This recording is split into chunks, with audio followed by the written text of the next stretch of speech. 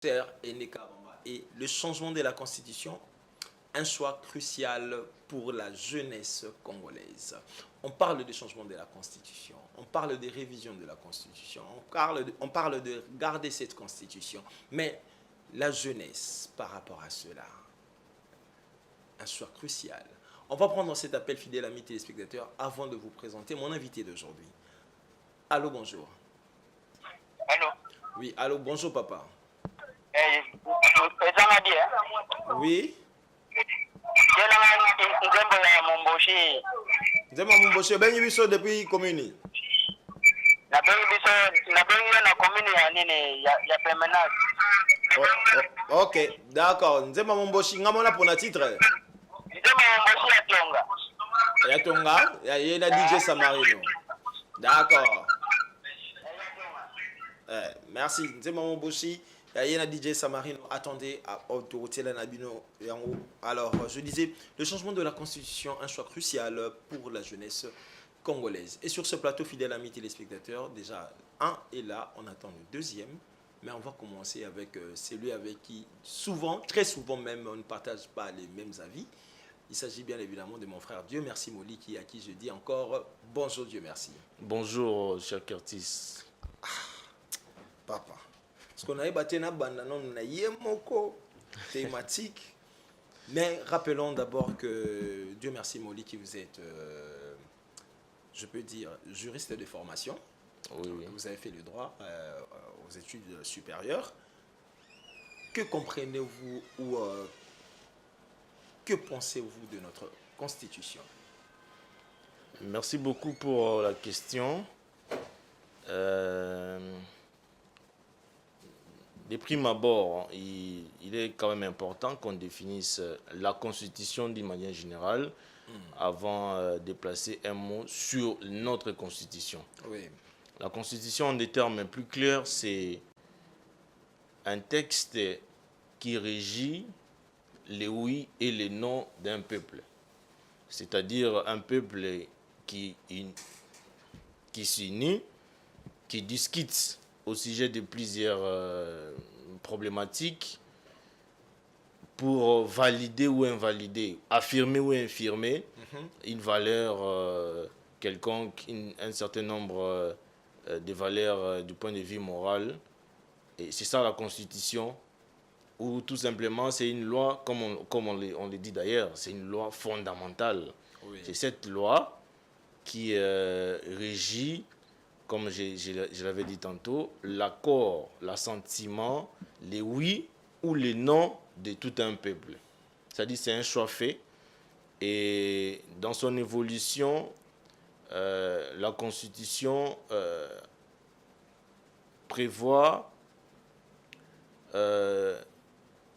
dans sa Constitution, comme je dis, la Constitution prévoit, pour être élaborée, rédigée, il faut que les peuples soient d'accord.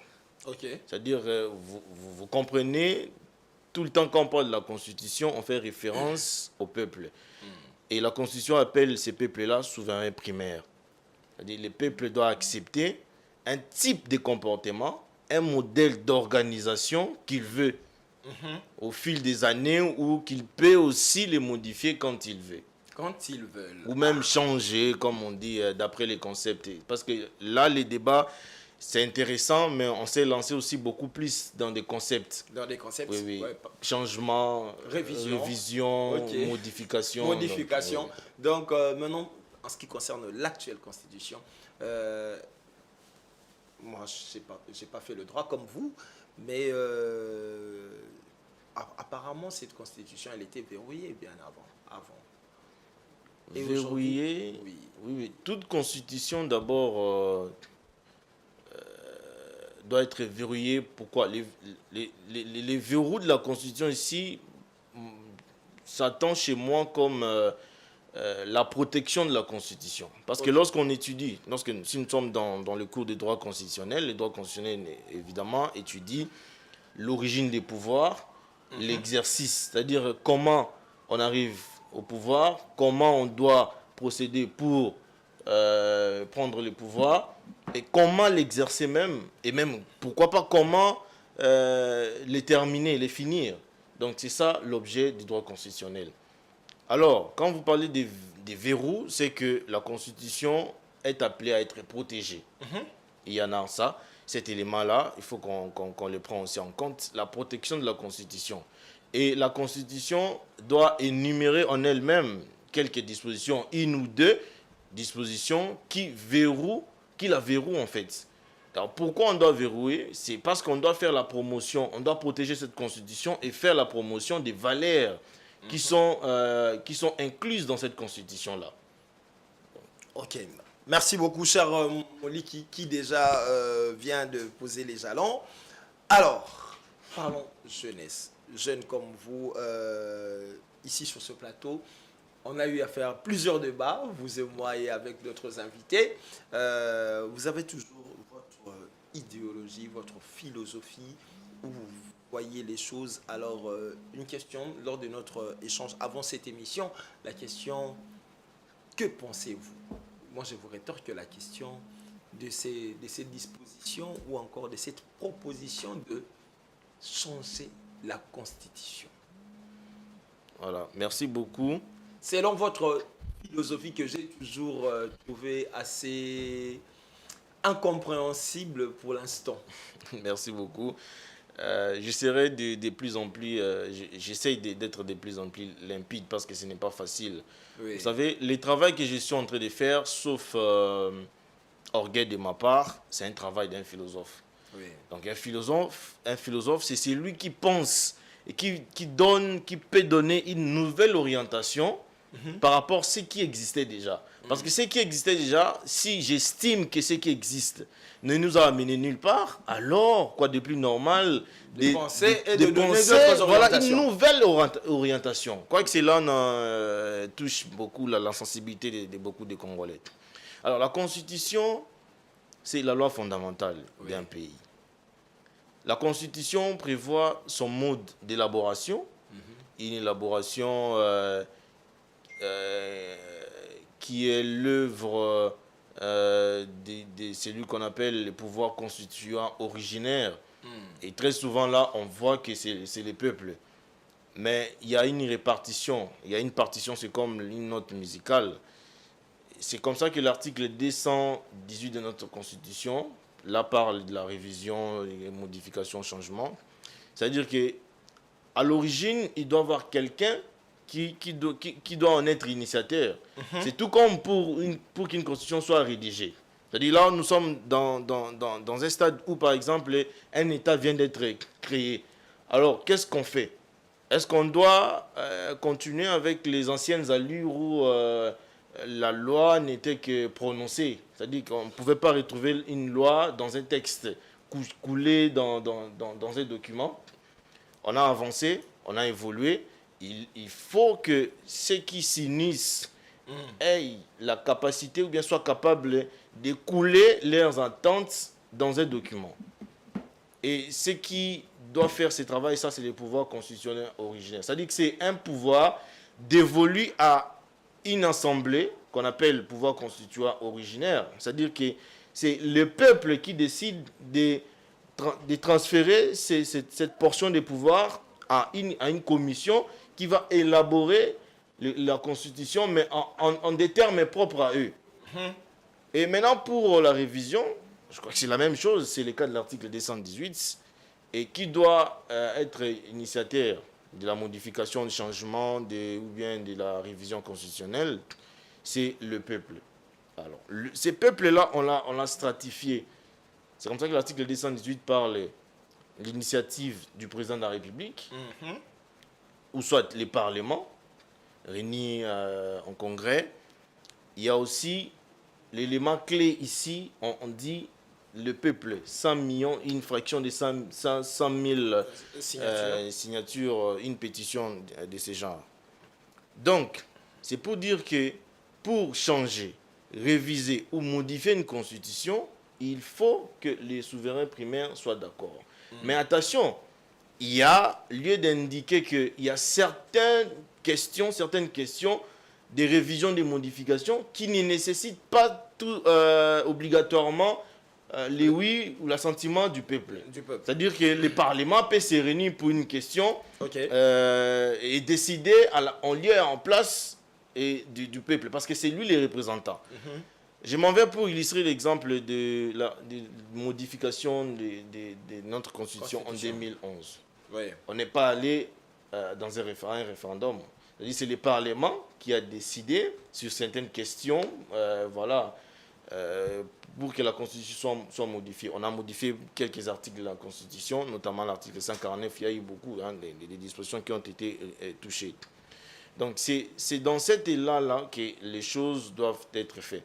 Maintenant, aujourd'hui, le débat qui est lancé, nous devons avoir une précision par rapport à l'initiateur ou au groupe d'individus qui soutiennent qu'il faut qu'on touche à la Constitution. J'aurais voulu qu'on parle de toucher à la Constitution parce qu'il faudrait qu'on spécifie qu'est-ce qu'on veut réellement. On veut changer la Constitution, la modification ou la on veut la modifier ou on veut la réviser. Oui. Alors, pourquoi il y a ces débats? Est-ce qu'il y a différents...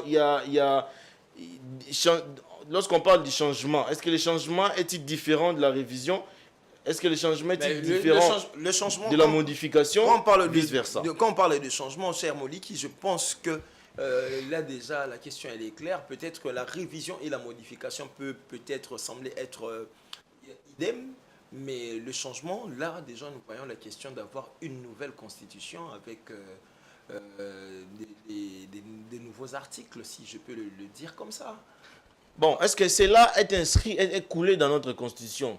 Cette définition-là que vous accordez au changement. Donc, admettons, le changement alors. Il n'y en a pas dans notre constitution. Mais quand et c'est comme ça que les autres trouvent raison pour dire que cette constitution n'a pas prévu son changement. N'a pas prévu voilà, nous allons trop dans les débats des concepts.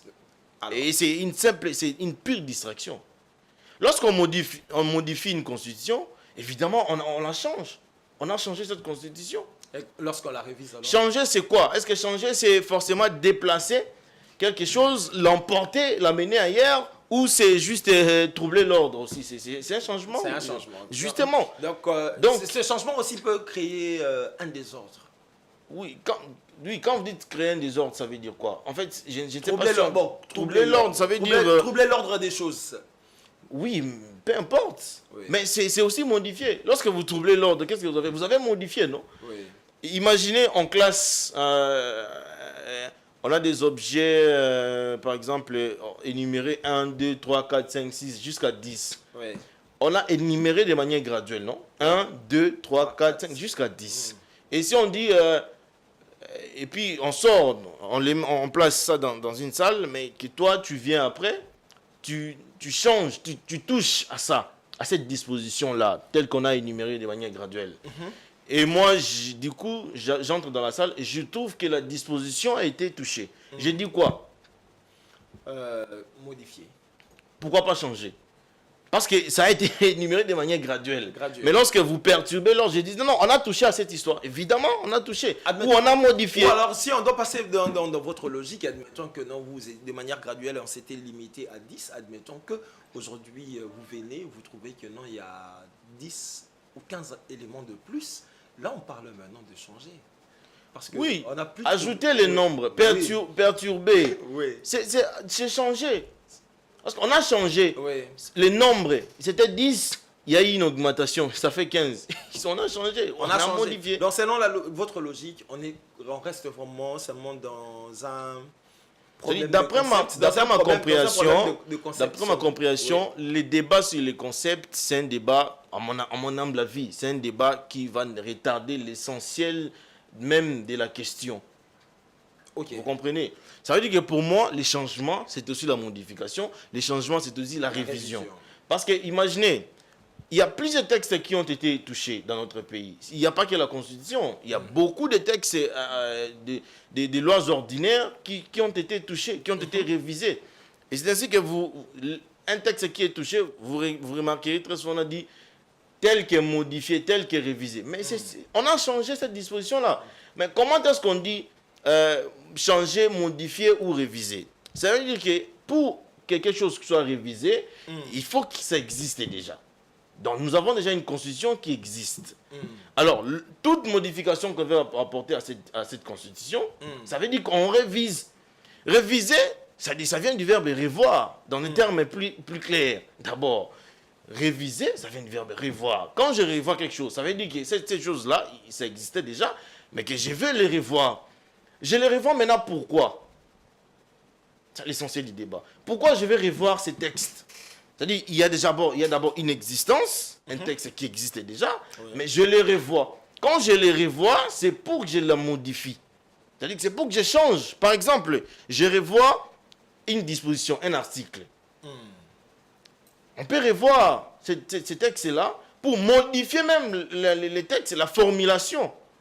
Ça veut dire que, voilà, on disait, par exemple, je donne un exemple, c'est comme les propositions en français. On peut commencer une proposition, on peut inverser. Je peux commencer par, il y a des figures de style, hein, par un apostrophe. Je commence par l'apostrophe. Non, mais j'ai inversé, mais quelqu'un d'autre peut commencer avec un mot, mais qui n'est pas peut-être sujet. Mais ça constitue tout autant une proposition. C'est-à-dire, je revois mon texte, soit pour modifier la formulation, c'est-à-dire que soit pour changer carrément. Il y a des exemples, voilà, je préfère attendre mon invité, peut-être que lui, il aura une autre lecture. Un avis contraire. Alors, on continue. La question a été, on est vraiment autour de la jeunesse, certes. Pensez-vous, j'aurais bien voulu avoir quelqu'un qui n'est pas du domaine juridique, en tout cas, cette question de révision, de changement, de modification ne concerne que ceux-là qui comprennent le droit, les textes, ou c'est aussi la responsabilité de la jeunesse congolaise, selon vous, de connaître, de savoir si cela est important ou non? Merci beaucoup pour la question. Vous savez, sur ce plateau, j'ai dit un jour, j'ai dit que les questions qui sont relatives à la sociologie, à la société, ce ne sont pas des questions mathématiciennes. Parce qu'il y a encore mathématiques, lorsqu'on a dit 1 plus 1, vouloir ou pas, que vous soyez d'accord ou pas, vous allez dire 2. Vous comprenez? Alors que ce n'est pas la même logique pour la plupart des études, comme nous, moi d'abord déjà depuis l'école secondaire, comme on dit, aux humanités, j'ai fait les latés philo.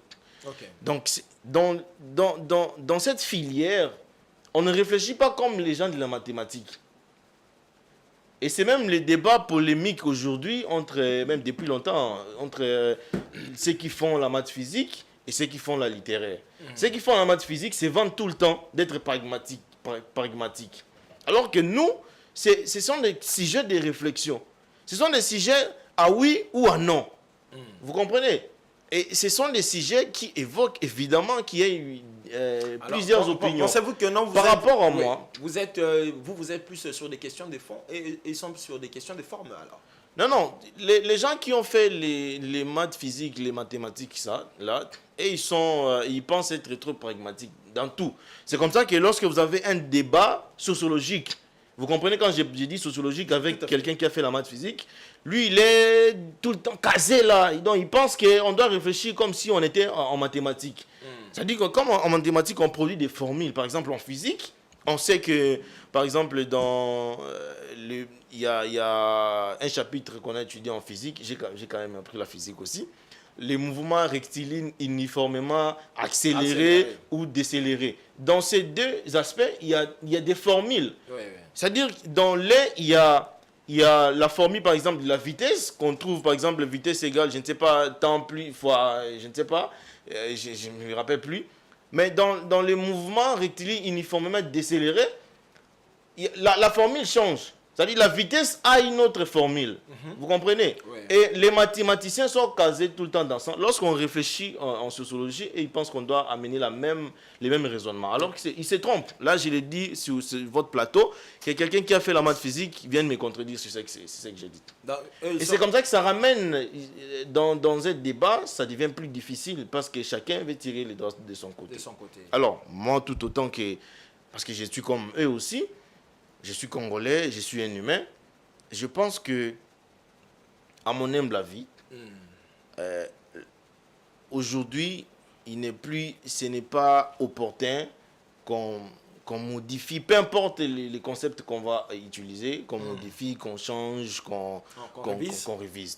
Mais là où le débat est intéressant, c'est dans un terrain purement scientifique. C'est-à-dire, si l'on réfléchit en tant que scientifique, ce débat peut avoir lieu. Et on comprend. Pourquoi on doit comprendre? Parce que toute constitution est appelée à être changée ou modifiée pour que cela s'adapte à l'évolution de la société. Vous comprenez? Au concept, au contexte actuel. Oui, je vous renvoie par exemple en France. Parce qu'on en parle. On dit que la constitution française aussi a été amendée plus d'une fois. Mais lorsque vous lisez ces changements-là en France, vous constatez plus que les législateurs français ou les peuples français touchent à leur constitution. Très souvent, c'est pour insérer de nouveaux droits ou enlever d'autres droits. Alors que chez nous, c'est comme ça que moi je me résiste pour dire, alors que chez nous, c'est plus pour des besoins cosmétiques. C'est-à-dire que j'avais une veste bleue, j'en veux une maintenant rouge. C'est-à-dire que ça reste une veste, mais j'ai changé juste de couleur. Et pourquoi changer de couleur? Pendant que peut-être à la maison, j'ai même pas un frigo, j'ai même pas de l'eau à boire. Pourquoi on doit changer? Vous comprenez? C'est là l'essentiel du débat. En France, on a par exemple les passages de la Première République à la deuxième, à la troisième, à la quatrième. Vous remarquez qu'il y a toujours des caractéristiques où l'on veut insérer des nouveaux droits. Par exemple, récemment, c'était pour qu'on valide, par exemple, la question qui nous départage aujourd'hui, la question, par exemple, de l'homosexualité. La question du genre. C'est-à-dire que la question du genre. Ouais. On a touché à la Constitution pour insérer, c'est-à-dire on a reconnu que, puisque on s'est basé sur la liberté, c'est-à-dire que j'ai la liberté de faire avec mon corps tout ce que je veux. Alors, dès lors que la majorité a reconnu cela comme un droit effectif, on doit toucher à la Constitution pour insérer ces droits-là. Mais chez nous, très souvent, c'est autour des positionnements. Donc, nous sommes encore à ce stade-là. On veut tout le temps changer la Constitution, modifier comme on le veut, juste pour que Kertus se retrouve encore sur ses sièges. On est encore sur les débats de haut toit que j'ai mis mettre. On est encore sur les débats de comment est-ce que je peux accumuler le pouvoir pendant plusieurs temps, seul. C'est-à-dire que voilà, je suis là, comme on dit, les pouvoirs corrompent. Je vais exercer plus de pouvoir, plus de temps, passer plus de temps au pouvoir, même vieillir même. Vous comprenez? Chez nous, c'est ça. On est encore à ce stade-là. C'est comme ça qu'en 1960, parce que les conflits politiques chez nous ont débuté depuis 1960, et bien en présence des Belges. Vous comprenez?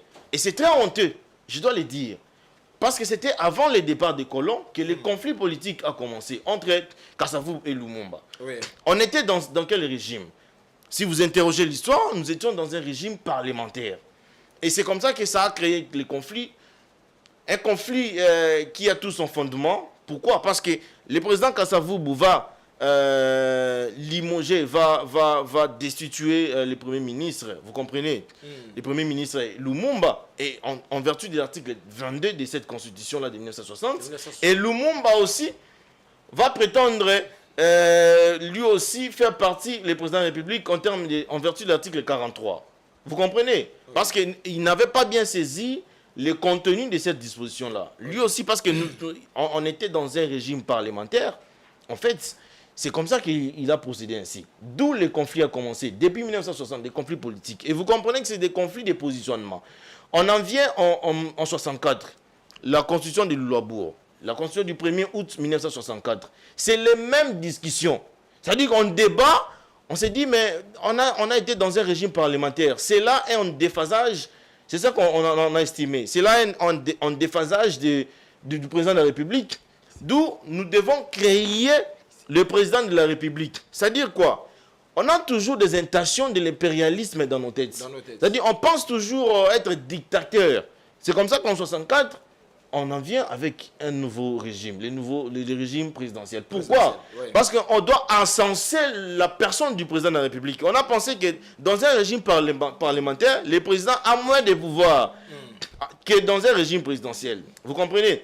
Et en 67, Mobutu demeure encore dans ce régime, les régimes présidentiels. Oui. En 97, lorsque Laurent Désiré arrive, la même chose. Il consacre tous les pouvoirs. Les pouvoirs parlementaires sont entre ses mains, les pouvoirs exécutifs sont entre ses mains. Oui. Donc nous sommes toujours que dans ces logiques-là. Dans ces logiques. Dieu merci, en 2006, c'est là qu'on a essayé de booster nos mémoires, notre cerveau, pour qu'on on opte pour le régime semi-présidentiel. C'est-à-dire c'était pour trouver un équilibre, justement. C'était pour trouver un équilibre. Merci vraiment. Mais aujourd'hui, malheureusement, je crois qu'on nous amène sur le même terrain là du régime le présidentialisme pour encenser encore la personne du pouvoir, la personne du président de la République. Je savais qu'on allait, c'est une sorte de dictat.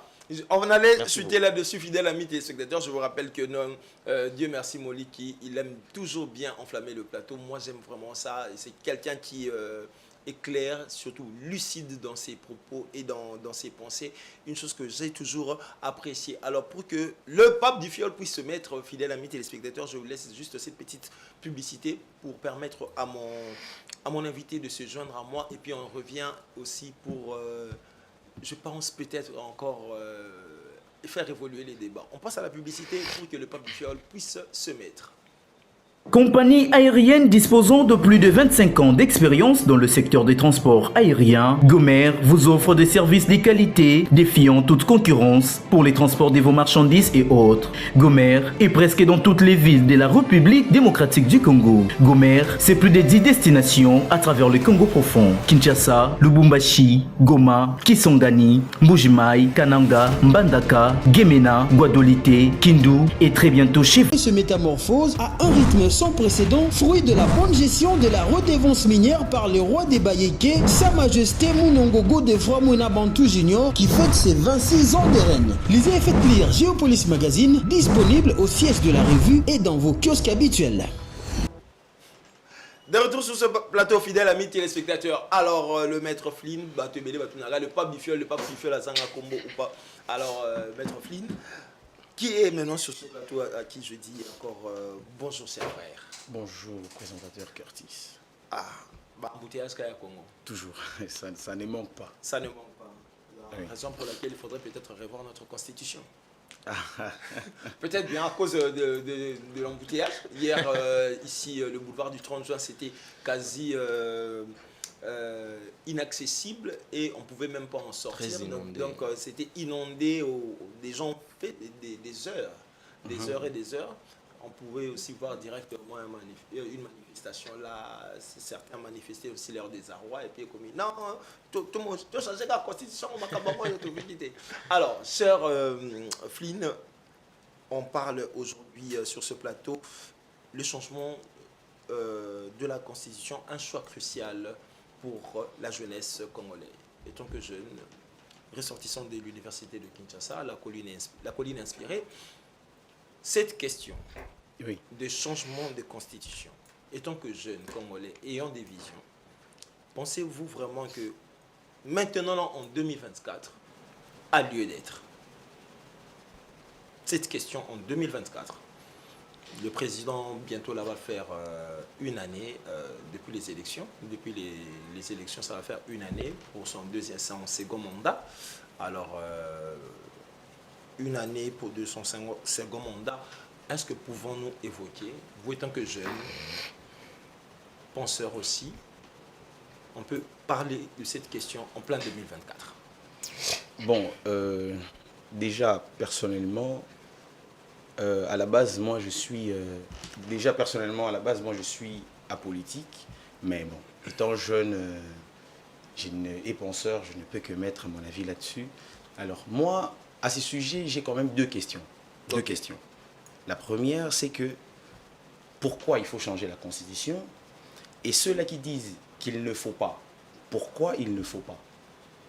Les deux questions déjà que vous vous posez à vous-même, ou vous aimeriez qu'on puisse vous apporter des réponses. Non, ce sont des questions, c'est un point de raisonnement un peu pour trouver une bonne entente. Alors, pourquoi il faut changer la Constitution? La raison est qu'il faudrait que nous ayons une Constitution jeune, maintenant, voilà, tout ça. Et ceux-là qui disent qu'il ne faut pas changer, martèlent sur le fait de dire social et habileté. on a beaucoup de problèmes, il y a beaucoup de choses derrière ça. Alors moi, je réfléchis, je me suis posé une question. Ce qui est social, les habiletés dans Mboka. Qui est chargé, il y a qu'au régler social dans Katia Mboka. Et selon mes recherches, c'est le gouvernement. Le gouvernement. Assuré, chapeauté par le Premier ministre. Exactement. Le gouvernement, selon mes recherches, bon là c'est selon mes recherches, il a 3 services. On a le service public, il joue un rôle économique, il joue aussi un rôle juridique. Dans le service public, le gouvernement prône l'éducation, la santé, l'infrastructure. Et dans le rôle économique, il est là pour régler l'économie d'un pays, créer des emplois. Et du point de vue juridique, c'est établir une justice équitable. Bon, dans le gouvernement, qu'est-ce qu'on a dans le gouvernement? Nous avons des ministères où l'on trouve chaque ministre est géré par un ministre. Chaque ministère est géré par un ministre. Chaque ministre va payer sa cahier budget. Un budget, on est quoi accompagner initiative tout au long de l'année. Oui, pour résoudre les problèmes sociaux. C'est comme vous et moi aujourd'hui, si on a un problème de transport, si on a un problème de santé, si on a un problème d'éducation, comme chez nous là-bas, comme aujourd'hui avec le droit, un étudiant en 2e année de licence vient défendre son mémoire, il est assis, voilà, non, moi je fais partie de ceux-là qui sont pour qu'un étudiant en 2e année de licence, mémoire naïe, il faut à défendre sous forme de plaidoirie. Devant un jury, il est là en train de plaider sur un sujet bien déterminé. Pas assis comme les font les économistes ou comme les gens qui font la faculté des sciences, tout ça. Donc il y a plusieurs réformes qu'on peut apporter pour réguler un secteur public. Et c'est le gouvernement de faire ça. On n'a pas de route ou les embouteillages, tout ça. Bon, pourquoi ne pas consulter le ministère, il y a transport? Mais on comprend. Aujourd'hui, on vit dans un pays, quand ça ne va pas, il faut jeter la pierre au président de la République. Et même le président de la République aujourd'hui est convaincu que Makambu Nyonso ya Congo, c'est lui qui doit l'arranger. D'ailleurs, dans cette comparaison, moi je dirais, c'est comme dans une maison de famille. Mais papa a eu apesi maman mbongo. Bon, responsabilité soit yo ko s'occuper na kolata ya bana, ko se déplacer ya bana. Bon, bana bazoli a bien été. Qu'est-ce qui se passera? La faute revient à qui? Au père. La papa, non papa, t'as là tozoli a bien été, mais ouais. Papa siko arogange là, maman, mais moi je t'avais donné un budget pour que bana ba se déplace bien, baliaka bien. Cher Flynn, pour maintenant aller sur la même longueur d'onde, je vois déjà que Moli qui est là vraiment vous lit entre les lignes. Monsieur Moli, qui à peine vous venez de parler des régimes, surtout ces cours de l'histoire qu'on a eu depuis 1960, avec toutes les formes des régimes que nous avons eus aujourd'hui, avec ce que vous venez de dire, cher Flynn, le pape du fiole, les régimes semi-présidentiels, c'est un régime qui aujourd'hui met, on peut dire, le président de la République les mains liées. Et cher Moli, qui ici sur ce plateau avait dit, on part déjà vers ce qu'on a vu à la Deuxième République, qui était d'avoir un régime présidentiel avec le feu maréchal Mobutu. D'où la question maintenant, pour que vous puissiez maintenant être sur la même longueur d'onde. Comme le président de la République a les mains liées et aujourd'hui pense, selon vos propos, que c'est à lui de solutionner tous les problèmes. Cette question des révisions de la Constitution en tant que jeune doit-elle être? Bon, par rapport au régime politique qu'un pays peut avoir, moi je pense qu'en réalité, je ne sais pas si on dit un régime, tous les régimes sont bons. Tout. C'est ça quand même des grands penseurs, des grands philosophes qui ont créé ces régimes. Oui. Bon, maintenant, il faut faire des analyses. Quel régime est approprié partant des réalités sociologiques que nous vivons? Comme en ce moment ici, on peut adopter pour un régime parlementaire, par exemple. On se dit, bon, on va vivre sous régime parlementaire. Oui. Bon, est-ce que c'est ce qu'il faut? Régime présidentiel, est-ce que c'est ce qu'il faut?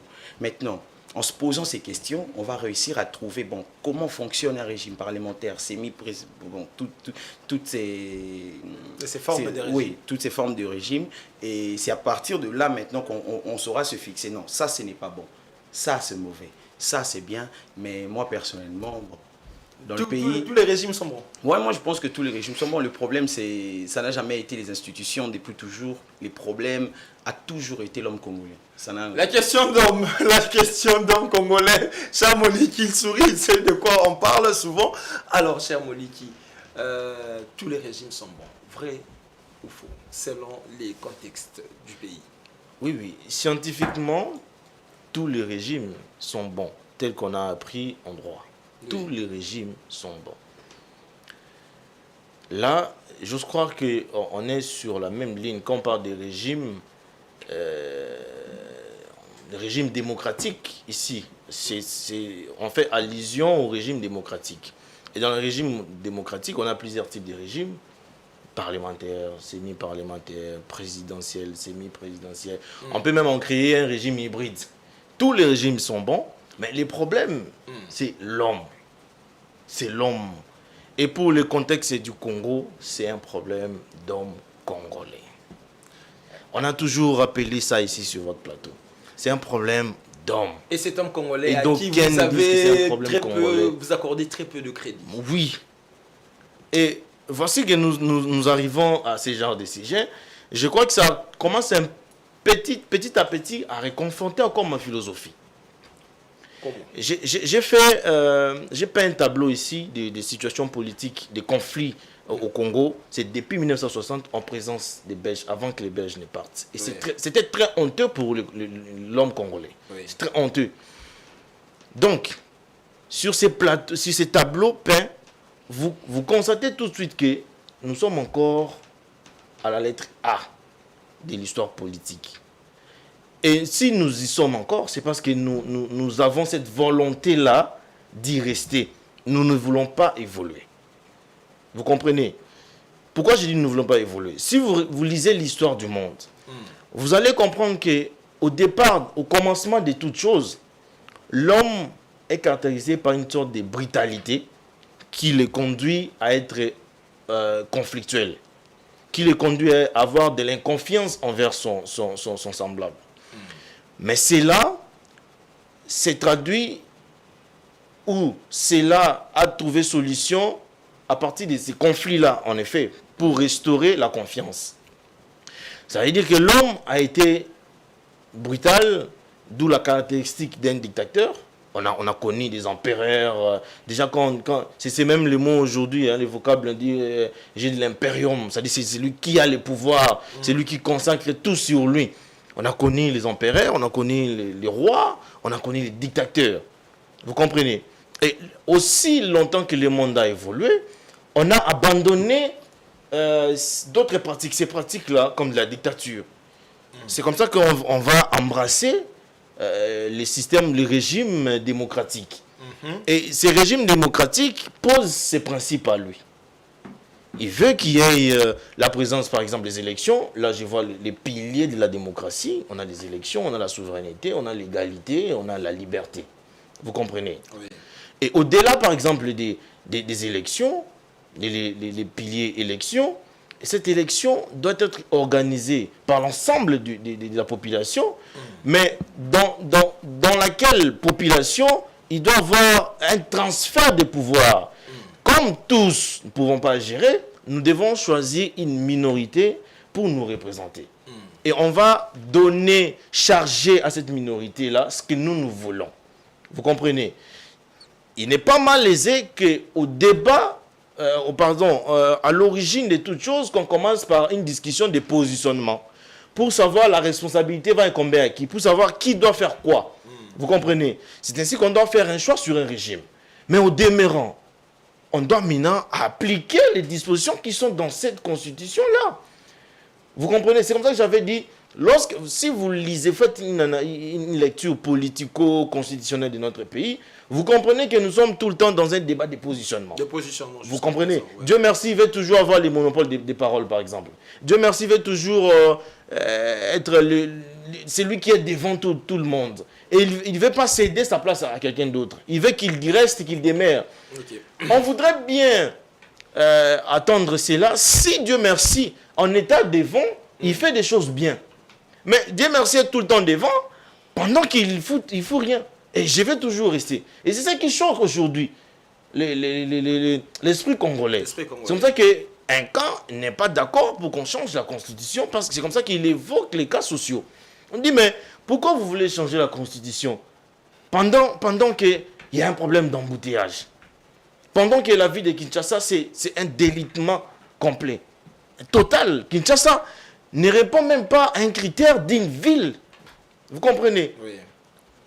Plus au-delà d'une ville, d'être une ville, c'est une capitale de tout un pays, tout un État. Vous comprenez, vous comprenez un peu la profondeur de notre indignation, de ceux qui ne sont pas d'accord pour les changements de la Constitution. Est-ce que pour aménager la vie de Kinshasa, est-ce qu'il faut toucher à la Constitution? Non. Pour donner l'emploi aux jeunes, parce que les débats tournent autour de la jeunesse, pour donner l'emploi à la jeunesse, est-ce qu'il faudra-t-il toucher à la Constitution? Non. Pour que les gens aient à l'école, heureusement, pour les régimes en place, ils savent quand même marchander pour appliquer l'article 43 de la Constitution, l'accès à tous à l'éducation nationale. Mais il ne suffit pas de décréter la gratuité de l'enseignement. Nous devons aller au fond. Au fond, c'est quoi? C'est l'objectif. Pourquoi on doit rendre gratuit l'enseignement? Pour qu'il y ait une formation. Et pas simplement une formation, il faut une bonne formation. C'est-à-dire la qualité doit suivre. Or, si vous faites un sondage, la qualité de l'éducation dans notre pays ne suit pas. Et cela, c'est pas simplement aujourd'hui. Là, je vais quand même dispenser les régimes. Moi, j'aime parler des Congolais. Cela n'a pas commencé aujourd'hui. Cela a débuté depuis Mobutu. Vous comprenez? Que l'éducation chez nous est toujours bafouée. C'est comme ça que lorsque vous parlez avec les parents, ils remettent toujours notre éducation en cause. Ils disent que non, mais l'éducation d'aujourd'hui... Alors que ce sont eux qui ont fait que l'éducation soit bafouée aujourd'hui. Vous comprenez un peu? Voilà, c'est ça. Et pour cela, il faut changer la Constitution. Et moi, je dirais non. Deux dernières questions. Je sais que le temps a vraiment filé. Je vais auprès de Flynn. Comment voyez-vous l'avenir de la République démocratique du Congo si on avait une nouvelle constitution? Vous, étant que jeune, étant que penseur, parce qu'en ce moment, sur ce plateau, il y a même Kernel KKM qui nous suit maintenant, qui aimerait savoir, étant que jeune frère qui vous suit, étant que frère qui vous suit, en ce moment, la vision, vous représentez aujourd'hui la jeunesse, la pensée de la jeunesse congolaise, ici sur ce plateau. Vous, étant que penseur, comment voyez-vous la République démocratique du Congo d'ici 10 ans, 20 ans, si l'actuelle constitution était modifiée? Bon, moi personnellement, comme à chaque fois, je crois toujours à un avenir meilleur pour ce pays. Parce qu'aujourd'hui, nous, on a accès aux informations que les vieux derrière n'ont pas eues. Aujourd'hui, on est interconnecté avec le monde, c'est-à-dire je peux voir quelque chose qui marche en France, aux États-Unis, essayer de comprendre, de réfléchir là-dessus et de l'adopter dans notre pays pour voir si ça marche. Donc aujourd'hui, on a vraiment beaucoup d'informations, nous jeunes. Maintenant, qu'est-ce que nous jeunes, nous avons à portée de main? Qu'est-ce que nous avons? En ce moment, moi je pense que ça c'est pour nous embrouiller. C'est un débat vraiment lié pour embrouiller les jeunes autour de la Constitution. Parce que là vous rejoignez Molly qui sur cette question de positionnement. Parce que le président de la République est dans son droit de modifier. Mais le problème maintenant c'est il faut réussir à faire comprendre à la population l'importance et l'impact du changement ou de la révision. Chose que jusqu'à présent, la population a du mal à suivre. Oui, aujourd'hui, en ce moment, la population suit un peu un vent de masse, dans le sens qu'il y a des gens qui sont contre en disant social les a bien été. Oui, ils ont raison parce qu'ils touchent le point qui fait mal.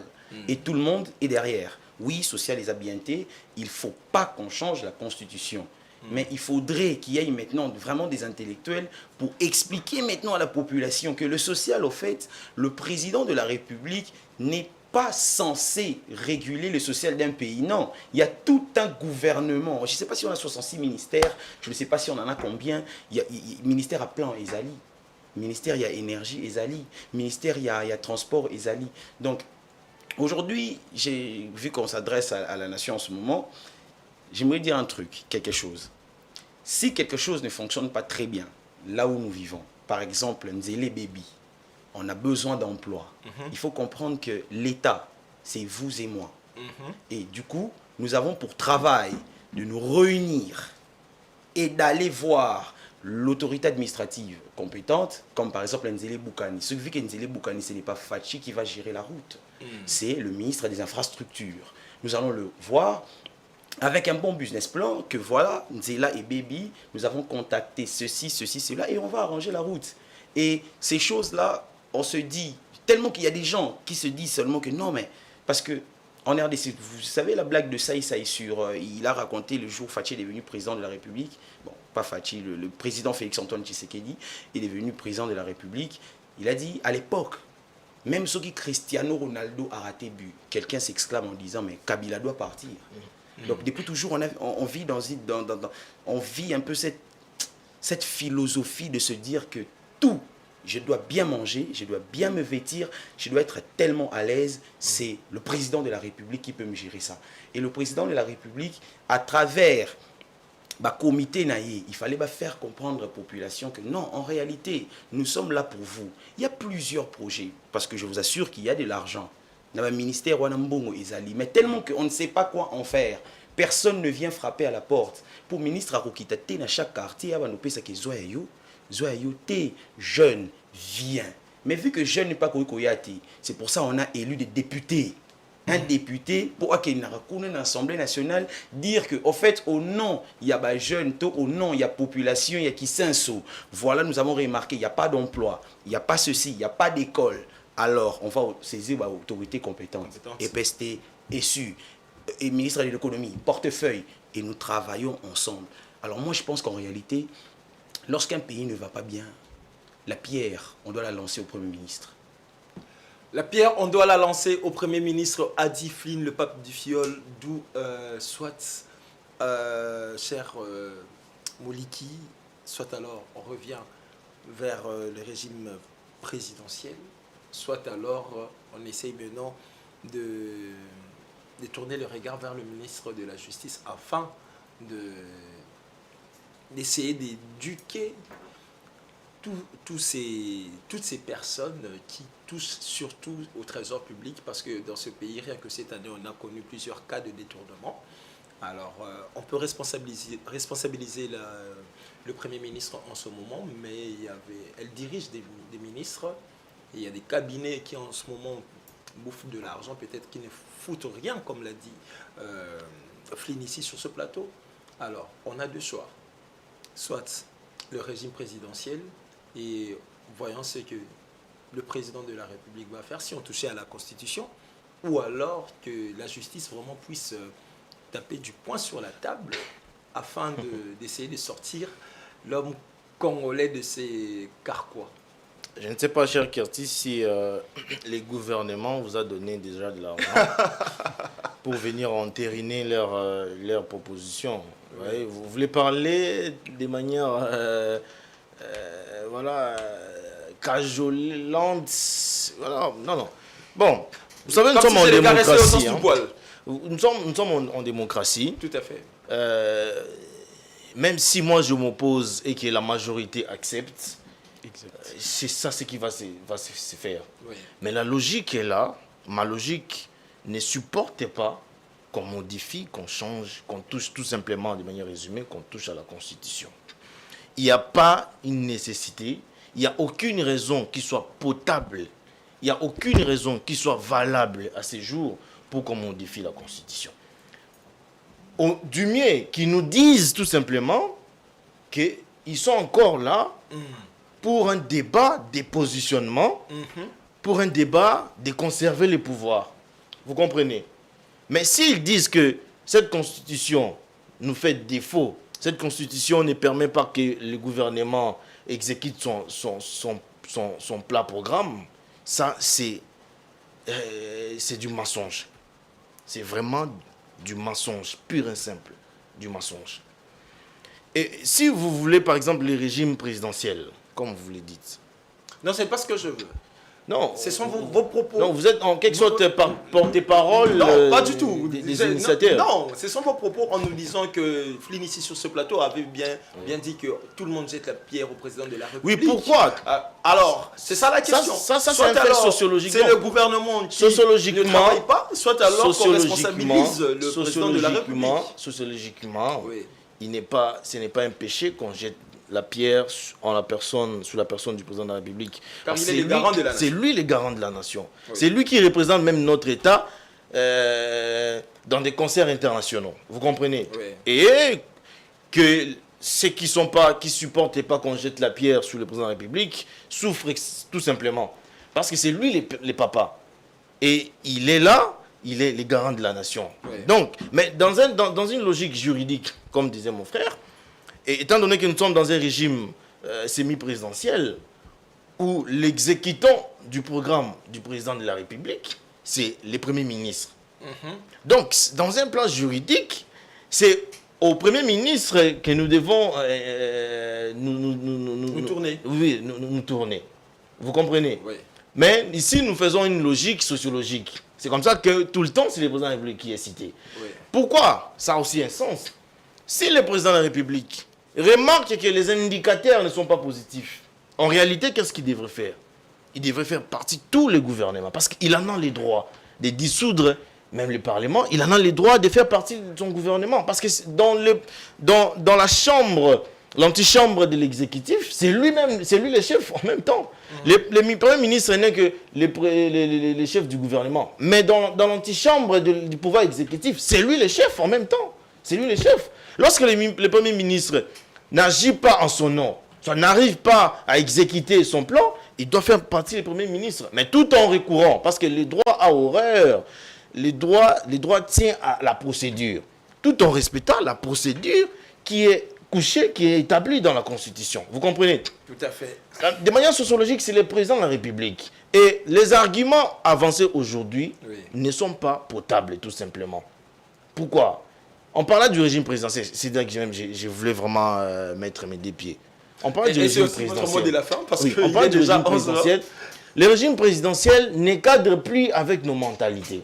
Parce que le régime présidentiel, c'est tout simplement, c'est un voisin de la dictature. Parce que c'est quoi le présidentialisme? Ça dit qu'on recrée la personne du président de la République. On fait de lui comme un empereur. Et vous voulez, avec un autre type de mentalité, créer un Congolais dictateur, cher Kertus. Vous voulez vraiment ça? Et vous voulez supporter ça? Et en embourbe, nous, jeunes aujourd'hui, bon, c'est tout à fait logique aussi qu'on soit départagé comme ça. C'est une question de point de vue.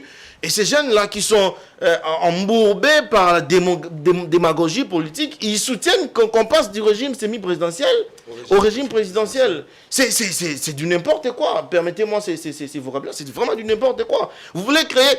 Nous sommes d'abord un peuple qui... supportez, parce que vous supportez que je dise certains mots sur votre plateau. Tout à fait. Nous sommes un peuple qui n'est pas accompli. Et quelqu'un qui n'est pas accompli, vous faites de lui un empereur, mais vous mourrez. Déjà que nous sommes dans un régime purement démocratique aujourd'hui, à cause des élections, tout ça, mais ceux qui deviennent autorité se comportent comme des dictatures. Et vous voulez maintenant leur entériner encore ce régime, c'est-à-dire vous faites vraiment des dictateurs à venir. Et c'est-à-dire que, parce que vous avez posé la question de l'avenir, moi je vous ai toujours dit. Oui. Parce que moi, je ne suis pas dans l'église. Ici, ce n'est pas une église. Ouais. Les raisonnements scientifiques ou politiques, ce n'est pas dans l'église. Il n'y a que dans l'église où on donne aux gens de l'espoir. On doit arrêter avec ça dans un débat scientifique ou dans un débat politique. Dans un débat de l'existence d'un tout un pays. On doit arrêter avec ces émotions-là, de dire non, nous allons, espérons. On doit arrêter ça. Pourquoi? Parce que l'espérance en même temps tue. Nous en sommes à 64 ans après l'indépendance. Qu'est-ce que nous avons foutu?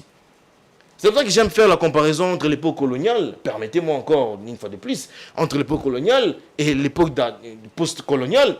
Vous sentez qu'il y a la différence, C'est-à-dire qu'il y a un grand écart entre l'époque coloniale. Je deviens de plus en plus fan de l'époque coloniale. Je sens que j'ai touché à là où ça fait 64 ans après, on est là, on tergiverse autour du débat du positionnement. C'est quoi cette histoire? On a débordé de 6 minutes. Je sens même que Flynn voulait sortir plusieurs propos là-dessus. Et apparemment, pour moi, là, il faudrait peut-être que je demande même à la direction. Justement, moi ça m'énerve qu'il n'y a pas encore une commission, parce que le président de la République nous a promis une commission, des discussions, une commission en place. Et moi je vais me bagarrer de faire partie de cette commission-là. Et je vais dire tel que je l'ai dit aujourd'hui. Merci beaucoup. Parce que ça ne va pas. Cher Flynn, en 1 minute, sur toute cette pensée, j'aimerais pas que vous puissiez vous adresser à Moliki ou encore à moi ici sur ce plateau, mais à cette jeunesse qui vous suit, à ses autorités et à tout l'UNIKIN, tous les penseurs de l'UNIKIN qui vous suivent même en ce moment. En 1 minute, c'est quoi votre pensée par rapport à ce qui a été le sujet d'aujourd'hui? Bon, je vais donner un raisonnement.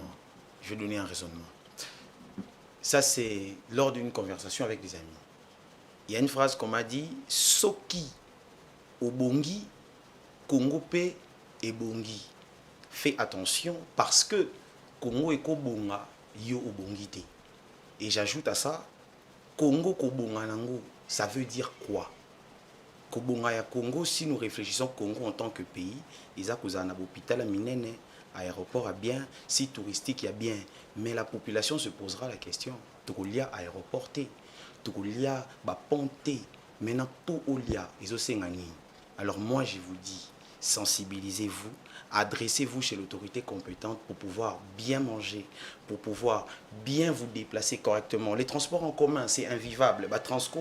Souffrir. Alors qu'est-ce qu'il faut? Aller voir l'autorité compétente, proposer des idées. Tout ça, pour ça, il y a mis tout cas. Au lieu de 50 personnes, et l'on voit des 50 à 100. Au lieu de rester toujours là à se lamenter, à se dire que toujours il y a bien... Chercher les autorités. Donc il faut chercher les autorités compétentes pour ça. Et aussi, lorsqu'on dit garant de la nation veut dire tout simplement que le président de la République veille sur le territoire congolais en cas de guerre, pour les accords diplomatiques, pour tout ce qui a trait avec la nation, le président est le garant. Mais à l'interne, pour tout ce qui est problématique, ce n'est pas pour rien que, je le répète encore, ce n'est pas pour rien que nous avons un gouvernement pour réguler notre société. Ce n'est pas pour rien que nous avons un gouvernement pour réguler notre société. Fidèles amis téléspectateurs, je sens vraiment que là, je dois voir avec la direction et mes 2 invités afin maintenant, s'il faudrait que 6 heures, il faudrait que papa Langa, parce que afin que nous puissions vraiment commencer à temps, je pense vraiment qu'on va toujours rester sur cette question de la Constitution, en trouvant peut-être un autre aspect, certes, mais on va rester sur cette question de la Constitution. Fidèles amis téléspectateurs, le rendez-vous déjà pris pour demain avec Maryse Bolelli, mais peut-être aussi moi, Curtis Panda, qui sait. Et à 13h, nous aurons le bulletin de l'information. Ici, sur ce plateau, j'ai reçu bienvenue Moliki. Et plutôt Dieu merci Moliki. Et mon cher Flynn, le pape du fiol, avec qui nous avons eu cet échange. Donc, restez branchés sur nos canaux, mais je vous dis, ces deux messieurs ici, non, hostilité, bandine entre les deux. Je sens vraiment que bandine kobanda nzamba bonne journée et en tout cas merci cher monsieur. Merci beaucoup cher Curtis. Merci beaucoup.